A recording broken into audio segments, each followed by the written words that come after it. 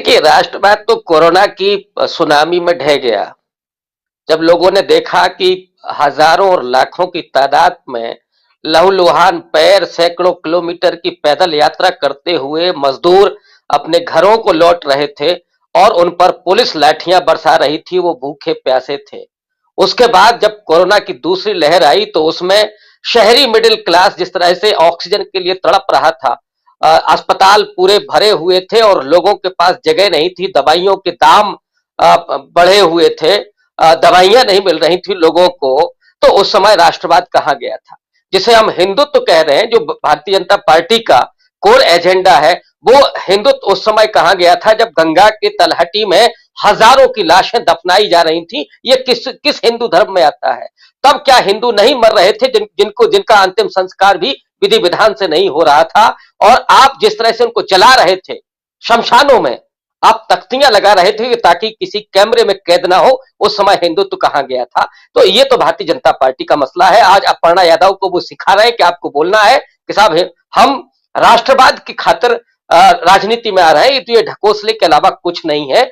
और जो social media मजबूत हुआ है, जो यूट्यूबर्स मजबूत हुए हैं, उसने इस देश के करोड़ों लोगों तक उस सच्चाई को पहुंचा दिया है जो उन्हें मुख्य रूप से जो टेलीविजन है वहां से नहीं दिख रहा है। जिस रथ पर सवार होकर के, जो सोशल मीडिया के रथ पर सवार होकर के ये सरकार आई थी, अब उसी के खिलाफ ये चीजें जा रही हैं कि जब इस देश की सच्चाई, गरीबी, बदहाली, बेरोजगारी और लोगों की जो आमदनी घट रही है, ये जो महंगाई चरम पर है, ये जो बेरोजगार लाठियां डंडे खा रहे हैं और ये जो सत्तानशी लोग हैं, वो जिस अहंकार की भाषा का प्रयोग कर रहे हैं। आपको याद होगा इसी उत्तर प्रदेश के मुख्यमंत्री ने, जो बेरोजगार नौजवान है, जब वो काला झंडा दिखा रहे थे तो उनको कहा कि इनसे कह दीजिए कि तख्तियां नीचे कर ले, वरना उस लायक नहीं बचेंगे। ये भाषा क्या किसी मुख्यमंत्री की हो सकती है जो राष्ट्रवाद की दुहाई देता हो, जो हिंदुत्व की बात करता हो? तो ये तो उनका है।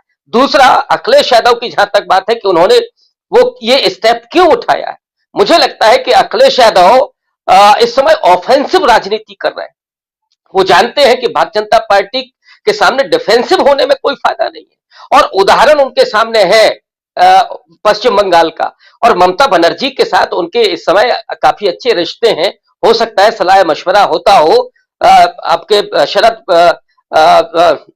पवार जी हैं, उनके साथ उनके रिश्ते हैं। तो ये जो सीख भी मिल रही होगी उनको। और साथ ही साथ जब उनको ये चुनौती दी गई, अब आप याद कीजिए कि ममता बनर्जी उसी नंदीग्राम से लड़ने के लिए जाती हैं, तो जान रही थी कि वहां शुभेंदु अधिकारी कुछ भी खेल कर सकते हैं या उनकी पॉपुलैरिटी ज्यादा है, लेकिन बावजूद उसके वहां से वो चुनाव लड़ती हैं। वो हारती हैं, वो अलग मसला है, और उनको 4 दिन वहां गंवाना भी पड़ा था, लेकिन उन्होंने अपने पूरे प्रदेश को वहां दुरुस्त रखा था पहले। हाँ, उत्तर प्रदेश में हम भारतीय जनता पार्टी को उतना कमजोर नहीं मान सकते। एक तो वो सत्ता में है, और जयशंकर गुप्ता जी कह रहे हैं, वो बेशक भाई प्रशासन उनके हाथ में है, वो डिजिटल प्लेटफॉर्म पर ज्यादा मजबूत हैं, और इसके अलावा उनका बूथ मैनेजमेंट बहुत अच्छा है। समाजवादी पार्टी यहां कमजोर है। तो इन तमाम चीजों का भी इस्तेमाल हो सकता है। तो ऐसे में अखिलेश यादव एक सरल सीट से जाना चाहेंगे। जो मैं बात कर रहा था आजमगढ़ की, वो शायद गोपालपुर या ऐसी कोई विधानसभा है, और वहां के जो सामाजिक समीकरण है वो थोड़े अलग किस्म के हैं। वहां जाटो माने जो मायावती का कोर वोटर है उसकी संख्या अच्छी है।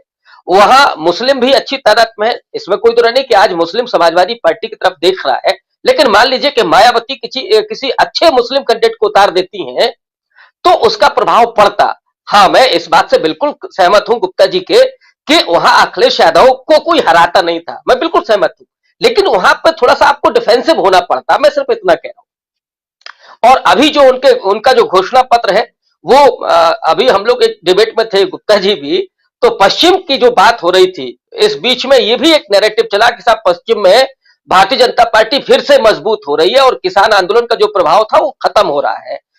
हम लोग ये भी जानते हैं कि वहां जो मुस्लिम और जाट एकता बनी है, जो सौहार्द पनपा है, उसके बरक्स ये माना जा रहा था कि भारतीय जनता पार्टी ने सैनी और गुर्जर एकता बनाई है, ये द्वैत बनाया है। लेकिन जो दो घटनाएं जिसका जिक्र गुप्ता जी ने किया है, वो दोनों घटना है, एक गुर्जर समाज से जुड़ी हुई है और आपके एक सैनी समाज से जुड़ी हुई है। तो इसका मतलब है कि पश्चिमी उत्तर प्रदेश भी भारतीय जनता पार्टी के लिए मुश्किलों भरा है। मैं ये नहीं कह रहा हूं कि वो बहुत कमजोर है, मुश्किलों भरा है। और उसकी तरफ दूसरी तरफ अखिलेश यादव जिस तरह की राजनीति कर रहे हैं, आप देखिए कि उन्होंने जिस बारीकी से पिछड़ों को गोलबंद किया है, इसकी उम्मीद नहीं थी। उन्होंने भारतीय जनता पार्टी को एक तरह से विखंडित कर दिया। उनके तमाम नेता निकल करके आए, पहले पिछड़ों के आए और आज जिसका जिक्र अभी गुप्ता जी ने किया वो शुक्ला जी है, उनकी पत्नी ने ज्वाइन किया है। हो सकता है कि वो चुनाव लड़े। तो और वैसे भी पूर्वांचल की जो राजनीति है ठाकुर बनाम ब्राह्मण की राजनीति रही है। वर्चस्व किसका होगा? ब्राह्मण राजनीति के वर्चस्व को खत्म करने की कोशिश की योगी आदित्यनाथ ने। उन्होंने ठाकुरवाद को वहां पर मजबूत किया। तो आज जब चुनौती उनके सामने है तो वो निश्चित तौर पर अखिलेश यादव के साथ जा करके जो योगी आदित्यनाथ का अपना किला है उसको भेदने की कोशिश करेंगे। राजनीति में कोई किसी का न तो स्थायी मित्र होता है न शत्रु होता है। और ये जो माना जाता है कि साहब अगली जातियां वो पूरे तौर पर भारतीय जनता पार्टी के साथ हैं, लेकिन पूर्वांचल की अपनी अलग स्थितियां हैं। तो उन स्थितियों में भी योगी आदित्यनाथ खुद अपनी सीट पर उस तरह से फंसे हुए हैं। कोई जरूरी थोड़ी ना कि वो घर बैठ करके या पूरे प्रदेश में प्रचार करते हुए बहुत मुतमईन हो कि साहब हमको जाने की जरूरत नहीं है और हम सीट जीत लेंगे। क्योंकि जो अग्रवाल जी है वो चुपचाप बैठे हुए हैं अभी। तो और इसके अलावा जो मुद्दे अब उठा रहे हैं अखिलेश यादव, जिसकी कमी बीच में दिख रही थी कि उन्होंने पिछड़ों की तो गोलबंदी कर ली। जो आर्थिक मुद्दे हैं, मसलन आज जो पुरानी पेंशन बहाली का उन्होंने एक बड़ा वादा किया, 300 यूनिट बिजली फ्री करने का जो वादा किया, सिंचाई की बात की उन्होंने, तो किसानों के मुद्दे को उठा रहे हैं, नौजवानों के बेरोजगारी को दूर करने के वो मुद्दे उठा रहे हैं। लैपटॉप को लेकर के चुनाव उन्होंने एक जीता था तो वो उसको भी लेकर के आ रहे हैं, उसका भी ऐलान कर रहे हैं। तो अभी अखिलेश यादव को एज है ऐसा दिखता है। मैं कोई पुख्ता तौर पर ये बात नहीं कह रहा हूं, एज दिख रहा है कि अखिलेश यादव चूंकि फ्रंट पर खेल रहे हैं, खुल करके खेल रहे हैं। और भारतीय जनता पार्टी थोड़ा सा मुझे लगता है कि डिफेंसिव हो गई। जैसे आप अपर्णा यादव विष्ट का जो मामला है, जब अखिलेश यादव ने उनके ओबीसी लीडर्स को वहां से निकाल लिया, अपने पाले में कर लिया, तो उस डैमेज को कंट्रोल करने के लिए भारतीय जनता पार्टी को ये खेल खेलना पड़ा। और उसमें भी क्या हुआ, सपा को कोई नुकसान नहीं हुआ। अपर्णा न तो कोई जमीनी नेता है, न कोई जनाधार वाली नेता है, और न ही वो समाजवादी पार्टी को कोई नुकसान पहुंचाने जा रही है। ठीक वैसे ही मुलायम सिंह के एक बहनोई है, वो भी गए हैं आज भारतीय जनता पार्टी में, तो वो भी कोई नुकसान नहीं कर रहे हैं।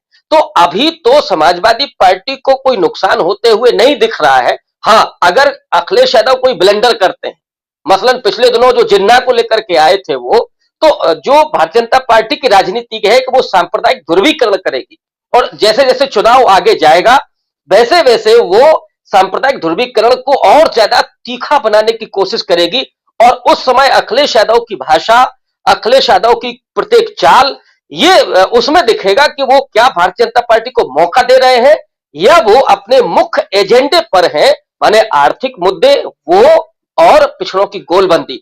अगर इन दो मुद्दों पर वो रहते हैं तो निश्चित रूप से अखिलेश यादव के लिए ये चुनाव मुझे लगता है कि उनको सफलता दिला सकता है। ऐसा कह रहे हैं आपकी ऑफेंसिव